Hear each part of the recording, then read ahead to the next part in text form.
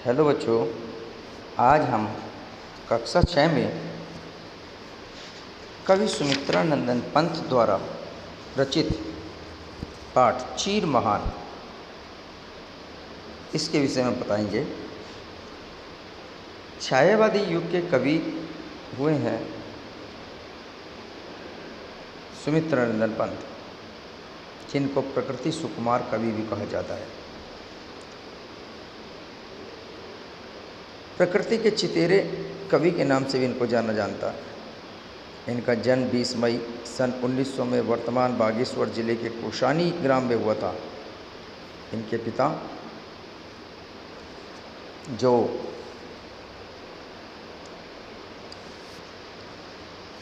थे उनका नाम गंगादत्त था और इनकी माता का नाम सरस्वती देवी था। इनका मूल नाम गोसाई दत्त था। इनकी साहित्यिक सेवा के लिए भारत सरकार ने इन्हें पद्म भूषण, साहित्यिक अकादमी पुरस्कार, सोवियत लैंड नेहरू पुरस्कार आदि से सम्मानित भी किया। वीणा, ग्रंथि, पल्लव, कुंजन, युगवाणी, ग्राम्य, चेदाम्बरा, उत्तरा, स्वर्ण किरण, कला और बूढ़ा चांद, लोकायतन आदि पंत जी की प्रमुख रचनाएं हैं। इनके द्वारा ये रचनाएं बहुत सुंदर रचित की गई हैं। इनका स्वर्गवास 28 दिसंबर सन 1977 ईस्वी को इलाहाबाद के पास प्रयागराज में हुआ। ये प्रकृति के सुकुमार कवि के नाम से जाने जाते हैं और छायावादी युग के प्रमुख 4 कवियों में से ये एक कवि थे,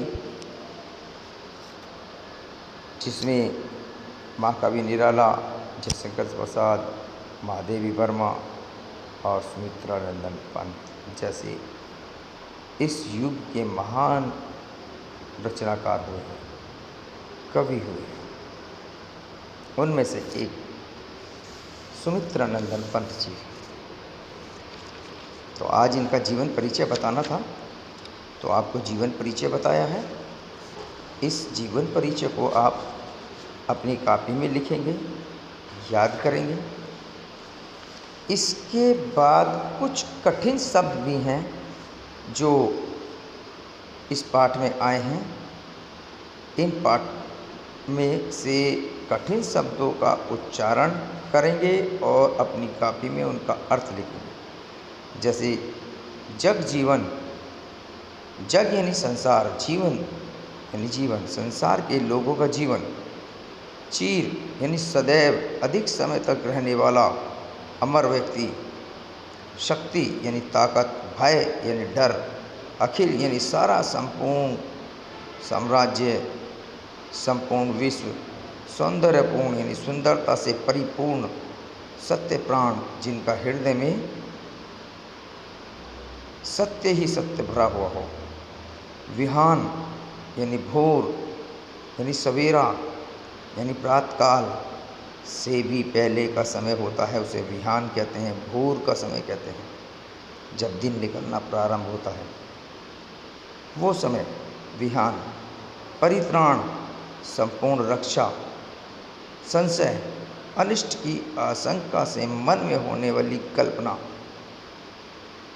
ऐसा होता ना कभी कभी, आज कुछ शायद गलत होने वाला है, अंदर से कुछ ऐसे मन की आवाज़ निकलती है, पता नहीं क्या हो जाए, तो वो जो संशय है, कश्मकश की स्थिति जो है, उसको ही संशय कहते हैं। मानव के हित समान, जो संपूर्ण रूप से मनुष्य की भलाई करने वाला हो।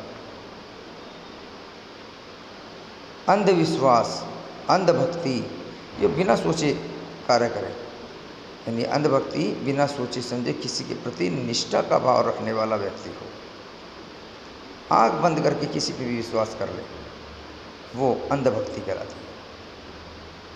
तो ये कठिन शब्द हैं, इसमें इनके शब्दों के अर्थ समझा दिए हमने आपको। तो केवल इतना ही काम करेंगे कि ये कठिन शब्द निवारण करेंगे, कापी में लिखेंगे और कवि के जीवन परिचय आप अपनी कापी में लिख करके उसे याद करें। आज काम इतना ही।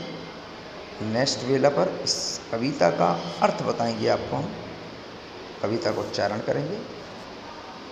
तो आज काम इतना ही। इस कापी में हिंदी की एक कापी बनाइए जिसमें ऊपर उदिता के नाम से कापी का नाम रखेंगे, हिंदी उदिता।